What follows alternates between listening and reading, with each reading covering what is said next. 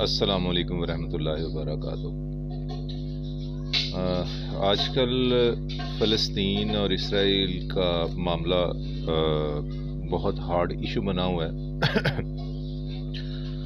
اور فلسطینیوں کے اوپر بہت زیادہ ظلم ڈھایا جا رہا ہے۔ ہزاروں کی تعداد میں ان کے لوگوں کو مارا جا رہا ہے اور ان کو بے گھر کیا جا رہا ہے۔ تو اس طرح کے ماحول میں جہاں پہ اس وقت بہت زیادہ فلسطین جو ہے وہ ایک مظلومیت کے اس میں ہے، تو میں نے آج اخبار پڑھ رہا تھا تو میری نظر یکدم پڑی ایک خبر کے اوپر کہ اس میں لکھا ہوا تھا کہ جی 2 فلسطینی طالب علموں کو، میڈیکل کے طالب علم تھے، ان کو گجرانوالے میں چھریوں کے وار کر کے ان کو شدید زخمی کر دیا گیا۔ میں یکدم پریشان ہو گیا۔ میں نے کہا وہ یہاں پہ کوئی اسرائیلی تو ہے نہیں، تو یہ کیسے زخمی ہو گئے؟ زیادہ سے زیادہ یہی ہو سکتا ہے نا کہ ان کو کوئی اس طرح آ کے کوئی اسرائیلی یا امریکن یا کوئی اس طرح کا کوئی بندہ آ کے وہ کر دے انتقام کے چکر میں۔ پھر میں نے اس کو نا پڑھا پوری خبر کو پڑھا تو میں نے دیکھا کہ وہ تو معاملہ ہی کچھ اور ہے۔ وہ بیچارے جو ہیں وہ بھی، اور ان کے ساتھ کچھ اور بھی غیر ملکی طالب علم اور طالبات جو ہیں وہ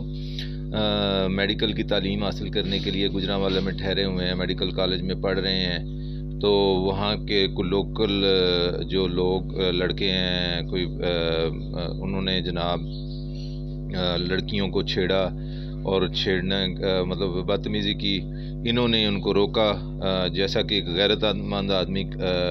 کر سکتا ہے۔ انہوں نے ان کا ہاتھ روکا، اور غیرت مند آدمی اور مسلمان آدمی اور ایک اچھا انسان جو جیسے کر سکتا ہے، انہوں نے ان کا ہاتھ روکا۔ انہوں نے اس چیز کا ذہن میں رکھتے ہوئے ان کو جناب چھریاں مار دیں۔ تو میں دیکھ رہا تھا کہ اس میں جناب کوئی جو نامزد ملزمان ہیں ان میں کوئی ملک ہے، کوئی بٹ ہے، کوئی کمبو ہے۔ دیکھیں ملک، بٹ اور کمبو، میں ذات کے اوپر اٹیک نہیں کرتا، لیکن بحیثیت پاکستانی اور بحیثیت پنجابی، یہ جن عورتوں نے ان کو جنم دیا ہے ان کو ڈوب کے مر جانا چاہیے۔ ان کو یہ ایسی بغیرت اولادیں جو باہر سے آئے ہوئے مہمان لڑکیوں کی عزتوں کے اوپر ہاتھ ڈالتے پھرتے ہیں، یا جو آئے ہوئے ہمارے پاس مہمان ہیں جو علم حاصل کرنے کے لیے آئے ہوئے ہیں، جو نبی پاک صلی اللہ علیہ وسلم کی اس حدیث کے اوپر اپنا عمل کرتے ہیں کہ تمہیں عرب سے لے کے چائنا تک جانا پڑے علم حاصل کرنے کے تو جاؤ، مطلب تو اس کہنے کا مقصد صرف یہ ہے کہ پھر میں نے سوچا انہوں نے ایسا کیوں کیا، اتنی بے غیرتی اور یہ یعنی شقی القلبی کہ پہلے تو تم ان کی عورتوں کو یا لڑکیوں کو چھیڑ رہے تھے یا ان کے ساتھ بدتمیزی کر رہے تھے، تو اب آپ ساتھ انہوں نے روکا ہے تو ان کو چھریاں بھی مار دی ہیں۔ تو پھر میں نے کہا کوئی مسئلہ نہیں، یہ لوگ ہیں نا جنہوں نے آگے جا کے ہماری آرمی میں بھرتی ہونا ہے، جنہوں نے آگے جا کے ہماری پولیس میں بھرتی ہونا ہے، انہوں نے ہی آگے جا کے ہمارے سیاستدان بننا ہے۔ تو انہوں نے دیکھیں آج پریکٹس ہوگی تو آگے جا کے جناب یہ لوگوں کی عزتوں کے اوپر ہاتھ ڈالیں گے نا، یہ